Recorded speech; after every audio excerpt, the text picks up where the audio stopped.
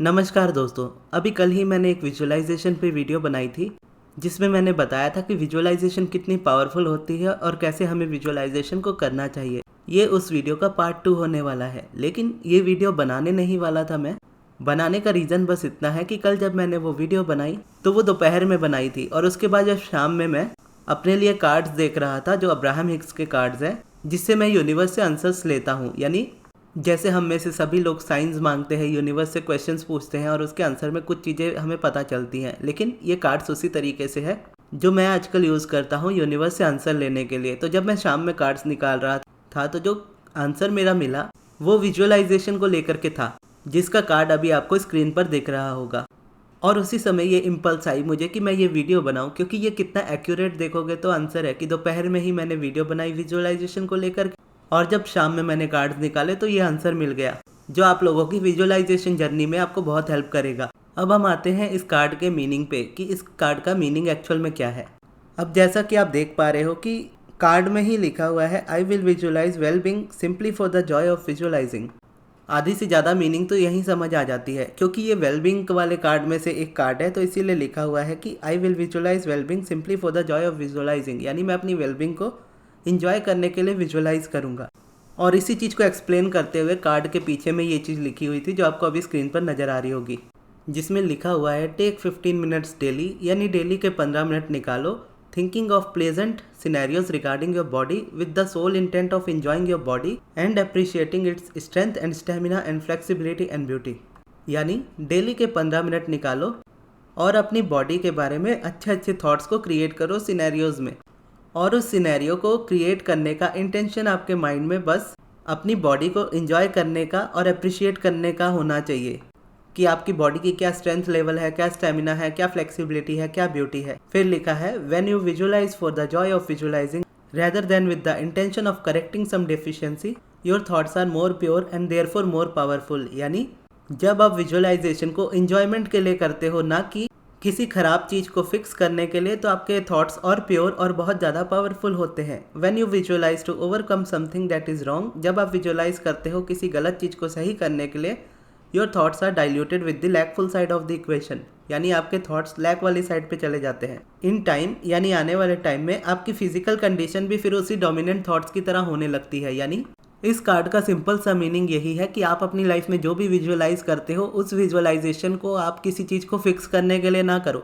यानी जैसे अगर आप अपनी रिलेशनशिप को सही करना चाह रहे हो और रिलेशनशिप्स में आपको बहुत सारी प्रॉब्लम्स नज़र आ रही है, कोई भी प्रॉब्लम हो सकती है उस जगह पर, और उस प्रॉब्लम को फिक्स करने के लिए आप एक न्यू सिनेरियो अगर क्रिएट कर रहे हो अपने माइंड में, तो वो आपके लिए बहुत ज़्यादा डिफिकल्ट होगा, आप कर भी नहीं पाओगे और फ्रस्ट्रेटिंग होगा। सेम अगर आप अपनी जॉब मैनिफेस्ट कर रहे हो और जॉब के लिए आप मैनिफेस्टेशन के लिए अगर आप विजुअलाइजेशन करना चाह रहे हो और आपके जो लैक वाला साइड है, यानी जो जॉब आपकी लाइफ में नहीं है, उसको फिक्स करने के लिए अगर आप ये विजुअलाइजेशन कर रहे हो, तो शायद विजुअलाइजेशन आपके लिए वर्क नहीं करेगी उतने अच्छे तरीके से जितने अच्छे तरीके से आप एक्सपेक्ट करते हो। लेकिन जब आप इस चीज़ को इस तरीके से देखते हो कि मुझे कोई चीज़ मैनिफेस्ट नहीं करनी, बस मुझे अपने विजुअलाइजेशन को एंजॉय करना है, क्योंकि विजुअलाइजेशन अच्छे से होगा तो आप मैनिफेस्ट कर पाओगे। और अच्छे से विजुअलाइजेशन करने के लिए ही अब्राहम ये प्रोसेस बता रही है कि आप डेली के 15 मिनट निकालो।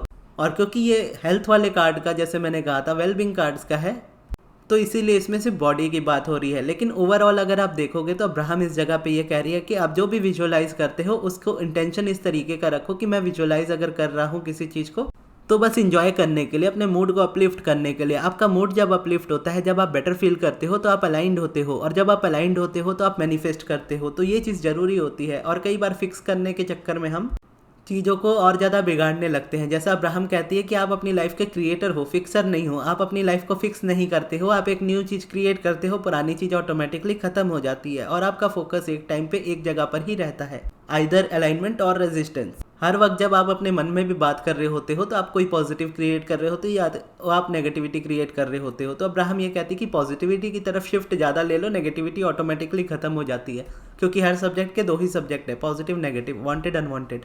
अबंडेंस लैक, अब इसको एग्जांपल से समझेंगे तो जैसे मुझे पैसे चाहिए, तो ये डिज़ायर है मेरी, आई वांट मोर मनी, लेकिन रियलिटी है मेरे पास जॉब नहीं है। अब मेरा मन किस बारे में ज़्यादा बात करता है कि मुझे मेरी लाइफ में ज़्यादा पैसे चाहिए, या इस बारे में ज़्यादा बात करता है मेरे पास जॉब नहीं है। या अगर रिलेशनशिप को हील करना चाह रहे हैं और रिलेशनशिप की बात करते हैं कि मुझे मेरा पार्टनर चाहिए मेरी लाइफ में, इस बारे में हम ज़्यादा बात करते हैं कि उस पर्सन ने मुझे ब्लॉक करके रखा है, इस बारे में ज़्यादा बात करते हैं।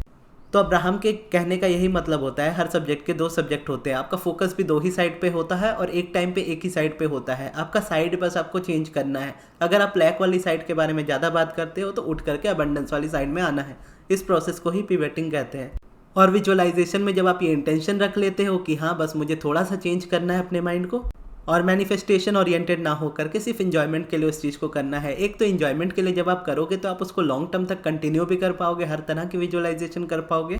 प्लस विजुअलाइजेशन ही जब आपके लिए इतनी ईजी हो जाएगी तो फिर आप सोचो कि आप कितना कुछ मैनिफेस्ट कर पाओगे अपनी लाइफ में। तो इस बात पे ज़रूर ध्यान दीजिएगा कि अब्राहम ने इस मैसेज को भेजा है। मैं अपनी तरफ से पर्सनल नहीं कह रहा इस चीज़ को।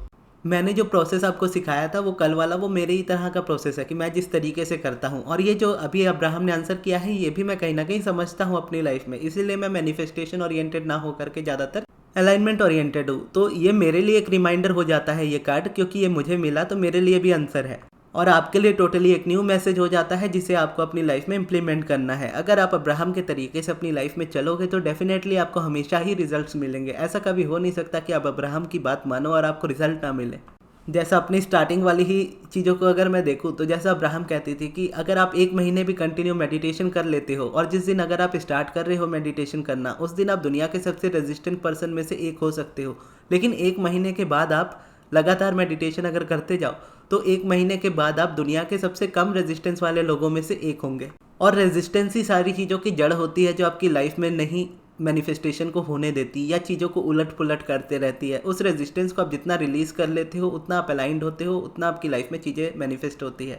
और यहाँ पर भी अब्राहम की वही बात आ जाती है कि हर सब्जेक्ट के 2 सब्जेक्ट है, अलाइनमेंट और रेजिस्टेंस। आप जिस साइड फोकस्ड हो वो साइड आपको ज़्यादा मिलेगा। अगर रेजिस्टेंस पे आपका ध्यान ज़्यादा है तो उस पर से हटाकर अलाइनमेंट क्रिएट करने पे फोकस करो, क्योंकि लाइफ बहुत वास्ट है, आपके थॉट्स बहुत वास्ट है। अलग अलग तरीके से अलग अलग चीज़ों पे हमारा माइंड जाता है और उनके बारे में सोचता है। हर एक चीज़ के बारे में, हर एक थॉट के बारे में हमारा माइंड अलाइनमेंट या रेजिस्टेंस क्रिएट करता है।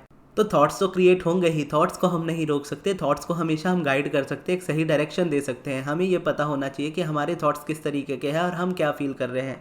और आप जैसा भी फील कर रहे हो हमेशा उससे बेटर फील करने की कोशिश करनी है, हमेशा अलाइनमेंट को चूज़ करना है। और जितना आप अलाइनमेंट को चूज़ करोगे आप देखोगे लाइफ आपके लिए उतनी ईजी होती चली जाएगी।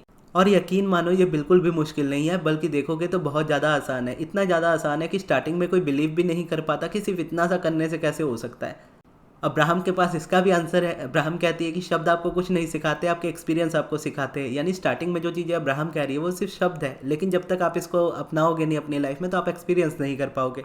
आप ऑलरेडी अपनी लाइफ में हार्ड वाला तरीका अपनाते हुए आए हो, तो अब्राहम वाला तरीका बहुत ईजी है। तो एक बार इसको अपना करके देखो अपनी लाइफ में, जिस तरीके से अब्राहम कहती है। धीरे धीरे ये जब आपका एक्सपीरियंस बन जाएगा तो आप चिल्ला चिल्ला कर बोलोगे मेडिटेशन अकेला काफ़ी है सारी मैनिफेस्टेशन के लिए, जैसा मैं कहता हूँ। और ये भी एक अच्छी बात है कि आप जितना मेडिटेशन करते हो विजुअलाइजेशन भी आपकी उतनी क्लियर हो जाती है। और ये मुझे कैसे पता, क्योंकि मैं डेली मेडिटेशन करता हूँ और मेरा विजुअलाइजेशन अब बहुत ज़्यादा बेटर है। और अगर आप स्टार्टिंग करना चाहते हो लॉ ऑफ अट्रैक्शन में और आपको नहीं समझ में आ रहा कि कहाँ से स्टार्ट करना है, तो आंसर तो मेरा हमेशा यही रहता है कि मेडिटेशन से स्टार्ट करना है। लेकिन अगर आप मेडिटेशन नहीं कर पा रहे या कोई भी प्रैक्टिस नहीं कर पा रहे, तो रिसेंटली मैंने एक ऑडियो अपलोड की थी माइंड रिप्रोग्रामिंग ऑडियो की सेल्फ लव पे। वो सेल्फ लव वाली आप माइंड रिप्रोग्रामिंग ऑडियो जरूर सुनिएगा। वो आपके माइंड को रिप्रोग्राम करने में आपको हेल्प करेगी और आपको एक जर्नी को स्टार्ट करने में हेल्प करेगी, जहाँ पर आप अपनी लाइफ की सारी मैनिफेस्टेशंस इजीली कर पाओगे। अगर आप मेडिटेशन नहीं कर पाते हो या कंसिस्टेंसी मेंटेन नहीं कर पाते हो या कोई भी प्रॉब्लम होती है, तो माइंड रिप्रोग्रामिंग ऑडियो आपको हेल्प करेगी उस स्टेज तक जाने के लिए। और अगर आप अपनी लाइफ में पर्सनल गाइडेंस चाहते हो तो आप मुझसे पर्सनल सेशन ले सकते हो या पर्सनल सप्लीमिनल बनवा सकते हो, या फिर आप अपने लिए पर्सनल माइंड रिप्रोग्रामिंग ऑडियो बना सकते हो। इसके लिए आप मेरे मैनेजर अमृत को कांटेक्ट कीजिएगा उनके व्हाट्सएप नंबर पे। उनका व्हाट्सएप नंबर मैं आपको इस वीडियो के कमेंट बॉक्स में दे दूंगा। और ये वीडियो आपको कैसी लगी कमेंट बॉक्स में ज़रूर बताइएगा। और इस वीडियो को यहाँ तक देखने के लिए बहुत बहुत धन्यवाद।